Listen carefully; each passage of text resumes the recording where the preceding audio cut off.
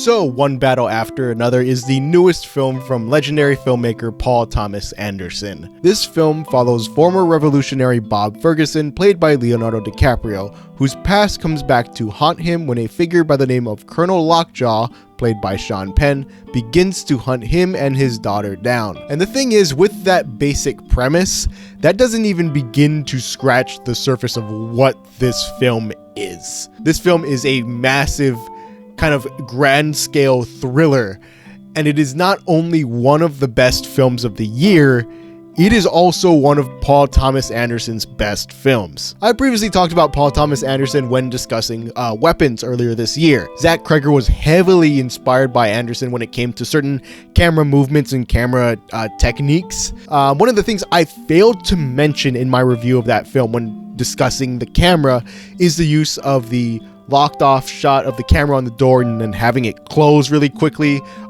It happens a couple times in Weapons. It's a staple of Paul Thomas Anderson's films, that shot in particular, and it's done again here. Again, very similar to the way it was done in Weapons, and similarly to the way it was done in Weapons, it just fills you with adrenaline. It's such a kinetic way to film a sequence and to start off a grand chase. For a lot of films, that would be like the shot, that would be like the cool shot. But the thing with Paul Thomas Anderson films is that he has so many of those just spread throughout the entire thing. The way this film is shot will be discussed in film classes until the end of time. It was shot on VistaVision, so it's just an incredibly clear and large scale image. It is beautiful to look at. It's got all the staples of Paul Thomas Anderson's filmography with long tracking shots, just incredible grand scale visuals. There's an action scene near the end. You'll know it when you see it, it blows my mind in terms of how it was captured. Just something completely new on display. There's just this kinetic energy from the camera that just pulls you in. It's just wonderful work by Michael Bauman, the cinematographer for this film. He deserves that Oscar come February. And speaking of Oscars, Jonny Greenwood. Oh my God. Jonny Greenwood is the composer of this film and has also composed many of PTA's other works. His score here is by far the most unique score of 2025. He's taking things like car alarms and building entire tracks around them. There's also a percussive piano that's like playing these clashing notes repeatedly, and it helps to, drive and build tension. But at the same time, it also feels very classic with the score. It mainly revolves around violins, not these brassy instruments. The violin itself can range from offering something that's really calm to creating just the most unnerving sound you've ever heard, and the score hits all of those beats. This is up there with Sinners for my favorite score of the year. I don't think I can really pick a favorite between the two at this point in time. I love them both for very different reasons. I'd be happy if either one wins the Oscar. I know for a fact both are getting nominated though, and they both deserve that nomination. You also can't talk about this film while not also discussing the performances in it, because they are all awards worthy. Leonardo DiCaprio plays the main character of Bob Ferguson, and he plays the character like the dude, Big Lebowski. He's a sort of slob, pothead, stoner type who kind of stumbles through the entire film. But DiCaprio plays him in a way where there's a lot of heart behind his performance. He's not moving through the film not caring. There is a drive behind his character. The love he has for his daughter is just so powerful, and he really puts that on display here. He's moving with a purpose, and that makes you root for him. You also have Benicio del Toro, who is wonderfully charismatic as Sensei Sergio. He is like the comic relief of the film, and he's not really in it for a whole lot, but what he does bring to the film is incredibly important. His character is an immigrant, and he is sort of a leader of this community of other Hispanic immigrants, and this sense of unity and leadership that arises from this character is nothing short of inspiring in the day and age we live in. He also is incredibly important to Bob's own journey, as I'm not going to spoil it here, but having a character that's around him that is kind of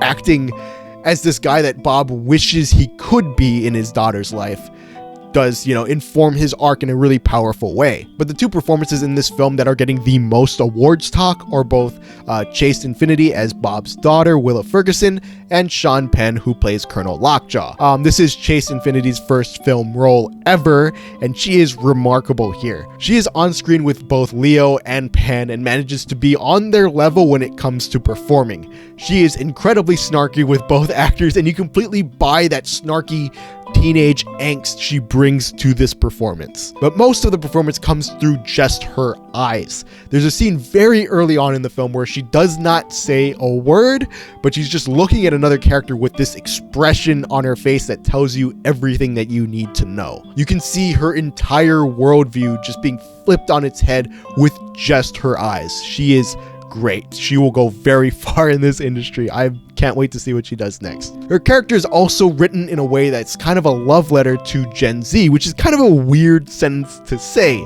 Most of these politically charged films would prefer to mock the new generation as being out of touch or not particularly helpful to what's going on in the world, but PTA recognizes that when creating a world where characters are fighting against fascism, the ones who have to continue the fight against it are the new generation. So having that angst in her character, but also writing her in a way that she honors a lot of what Bob and the other revolutionaries have done before her, adds this layer to the character that makes both her and the overall film feel more inspiring, and Infiniti more than rises to the occasion in that regard. Sean Penn, I mean, what is there to say about this performance? He is one of the greatest villains in all of cinema. Just this relentless force of hate and anger, but he also believes himself to be better than others. Penn plays this character with so much contempt that it works as a straightforward villain, but also as a satire of real life people who act like this. His character is rooted in the idea that fascists believe that they have a higher calling than others, that he is not more worthy to things, rather he is entitled to them. He is entitled to a woman. He is entitled to his position in power. He believes all of these things. He is also a great foil to our protagonist because he is an oppressive force that acts in contrast to the ideals of our main characters. While our main characters are fighting for freedom or family or a sense of community, he is fighting entirely for himself. His motivations revolve entirely around him, not somebody else. He is someone that demands power and respect, to the point where he carries himself in a way that is so uptight and stiff.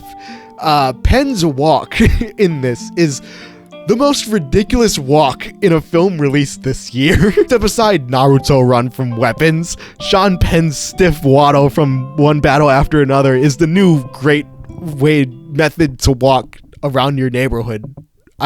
Or something like that. I don't know where I was going with that thought. He was also trying to become a member of a group of white supremacists that are called the Christmas Adventurers, and they are just as ridiculous as they sound. They literally say, "Hail Saint Nick." So that's that. And there are multiple scenes where we just watch these white supremacist meetings, and they are both laughable and terrifying. Again, much like Sean Penn's character, both laughable and terrifying, but it doesn't fall too hard on either side of that line. You can point and laugh at these morons for the things they say and believe, but you also think about the things they say and believe and how it affects the overall story, and the shiver runs down your spine. And I mean, there's so many other great performances in this. If I were to keep going, we would be here for hours. I mean, Teyana Taylor is fucking fantastic here. Regina Hall, she isn't in the film a lot, but adds a lot of heart and soul when she is on screen.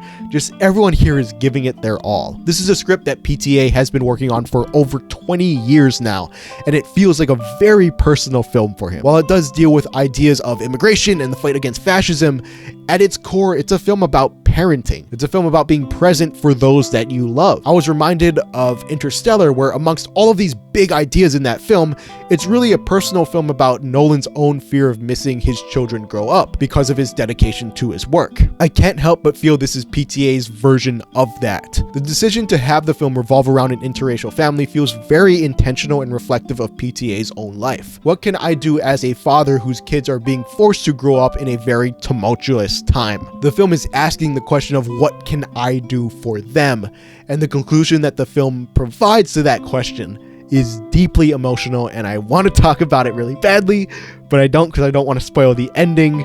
But if you have seen the film, you know exactly what I'm talking about. PTA, for my money, is the most exciting filmmaker working today. Every film of his, from Boogie Nights to Punch Drunk Love to Phantom Thread, There Will Be Blood, they're all unique and special, and most of his work has redefined cinema. And like I said, this is right up there with some of his best works. It's just so exciting from start to finish, and it doesn't let up for a second of its runtime. It's got something for everyone. It works both as an art house film and as an action thriller, offering up a lot to say about the world we live in now and what we can do about it as people. I adore this film. It is currently my favorite film of the year, and yeah, I can't wait to see it again and to watch it again and again throughout the remaining years of my life. That was a dark way to put that. It's just an amazing piece of work. I really loved it. Please continue to make more movies, PTA. I will never get sick of watching your stuff, so thank you. And yeah, if you guys have seen One Battle After Another, let me know what you guys thought of it down in the comments below. I would love to know your guys' thoughts on this one. And yeah, that's gonna do it for me. So thank you guys so much for watching, and I'll see you in the next one. Long live cinema.